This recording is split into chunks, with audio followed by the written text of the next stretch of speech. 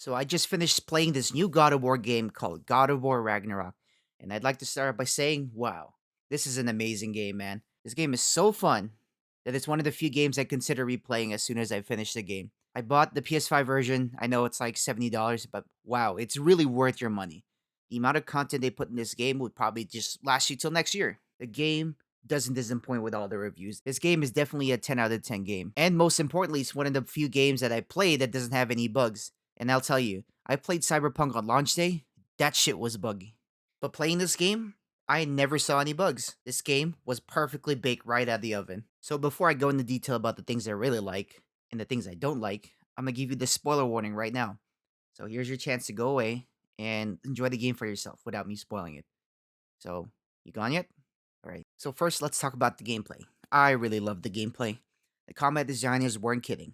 They said we were gonna love this game, and I can see why. There are times where I would go to sleep thinking of combos I could try in the game the next day, and I would implement that shit, and it was really fun. It was fun just to see what different kinds of weapons I can combo with and just experiment a little.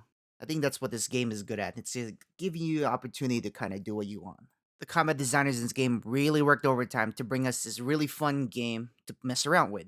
One fun thing you can do is just mess around with combos. The move I do is I would dash forward, spin around, hit him once with my axe, then back up, throw that axe, throw it again, and then recall it to basically slam on the enemy. It's really hard to explain, but the fun is just experimenting. Like this game really encourages you to find those combos and chain them together, and it's something I've been finding myself doing throughout this whole game. And to add on that, the combat was definitely improved on from the last game. Last game felt kind of slow, laggy a bit, but this game feels more responsive. Some reviewers even mentioned that, and I'd have to agree with them. It is really responsive. There are times where a button press wouldn't register, but for the most part, it felt pretty fair. Unless you're playing on the highest difficulty, then I would disagree all the time, but I have to be honest, it does feel fair most of the time. Let's talk about the enemies. The enemies you fight in this game were awesome. That's quite frequently, and sometimes it catches you by surprise. That was one of the biggest critiques they've had in the original 2018 game, and they definitely listen. Like, there's a lot of things to fight in this game. But I also like is the weapon variation you have. It's pretty good. I know you still have the axe and the blades, but now you get a new weapon. You get the spear.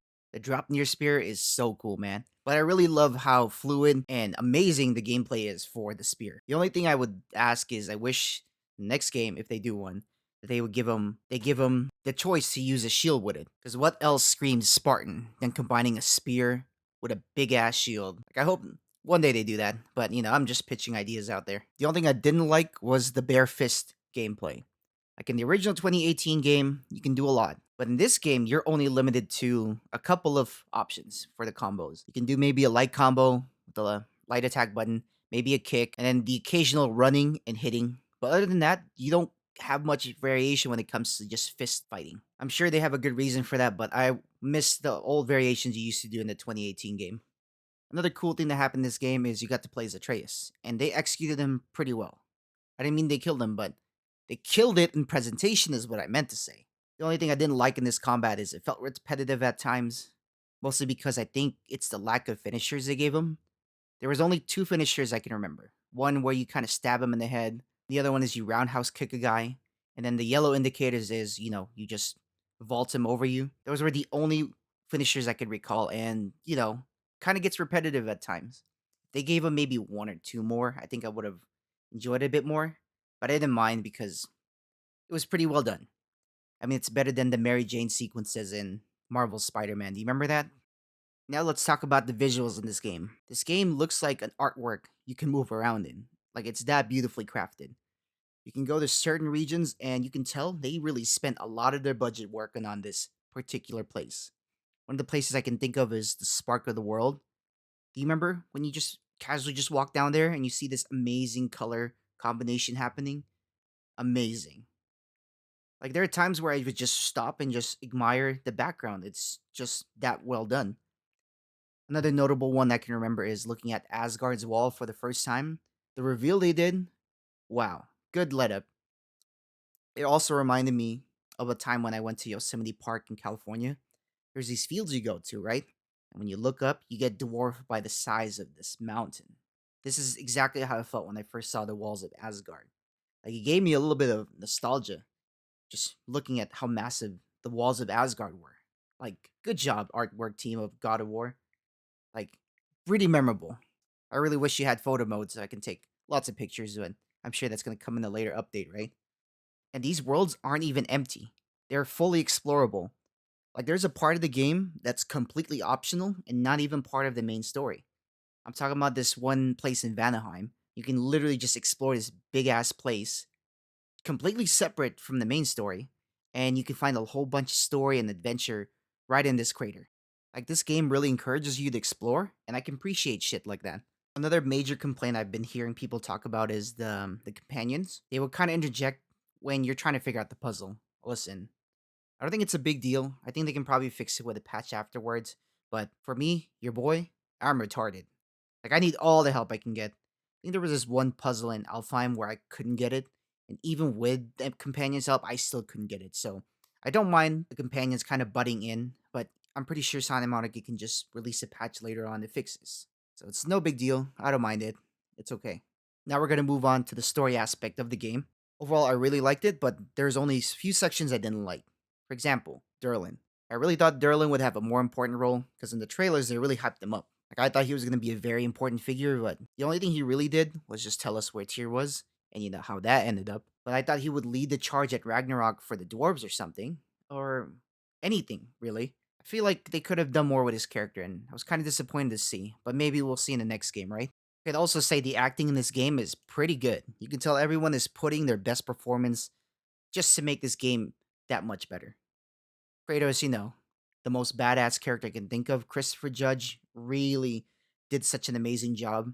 Like, every time I hear him speak, wow, dude, just that deep voice that he has just makes the character so much badass. Atreus, yeah, he did good. It's just, he sounds like a whiny kid, but at his age, I'll accept it. You know, Heimdall, I expected Heimdall to look different, but I was happy with what I ended up with because he was a dick. And when I was watching this interview that they were talking about why he's such a dick, like, it makes sense with the story. I just didn't expect him to look like Neil Patrick Harris. And Thor, I knew Thor was gonna be good. I don't know why y'all hating on why he doesn't look like Chris Hemsworth. Like, nah, bro. This is the real Norse mythology version. And the way they presented him, how tall he was and how like big he was, I loved every second of it. And his actor really made that character work. And Odin was the biggest surprise I've ever had in the game because in the MCU Odin, that was the only Odin I'm used to. But the one I got in the game, I was pretty happy with.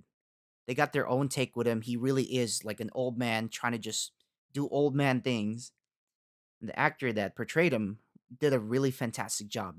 There are times where I really did doubt that Odin was bad. Even the story made me second guess myself. And overall, Odin, really good. I liked him. Not the most solid character I can think of, but I was really happy with the portrayal of Odin. One thing I'm glad they kept in is how the game looks like one continuous shot. Like, for storytelling aspect and just the overall gameplay design for it, I loved it. There was a challenge where, they wanted to make this a continuous shot, but they had a transition between Kratos and Atreus. So their creative way is when they look at the knife that they both made together, when he puts it down, Kratos picks the same knife up and it transitions to Kratos' point of view.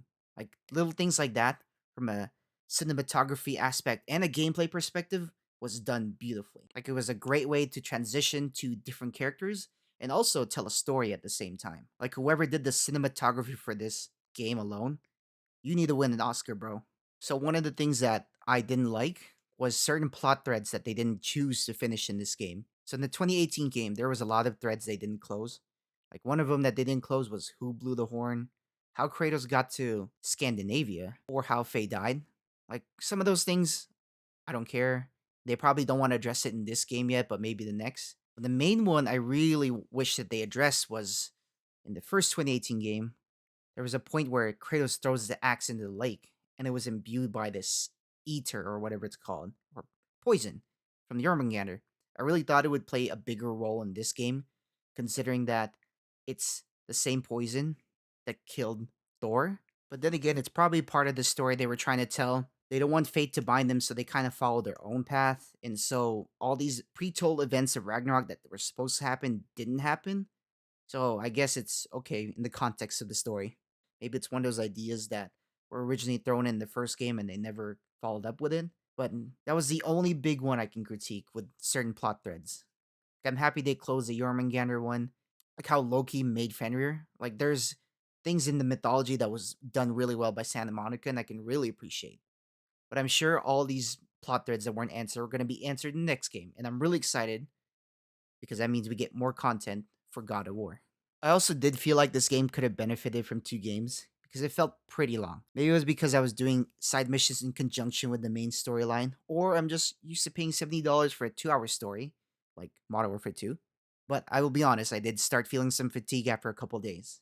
And I'll tell you what, I don't mind the extra length of the game if it's actually good. I also can't appreciate Santa Monica from not being a cash cow and separating it to another sequel. Instead, they decided to tell all the story plots they wanted to finish in two games. I know that decision's not easy for them, corporations wanting more money, but I can respect them for, sticking with their guns and making this decision. So overall, I do think this is a 10 out of 10 game.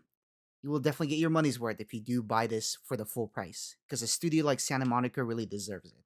They put a lot of hard work and passion in this game, and you can really see it every step of the way. And plus, there's so much content in this game, I don't think I've explored all of it. Even the game director says that I don't think anyone has found all the secrets yet, so there's definitely a lot of things to explore still in this game, even after its release. So with that being said, thanks for watching, guys. If you do like the video, go and hit the like button, hit subscribe, because I'm going to be making more gaming content, the channel here, and then I'll see you guys in the next video, okay?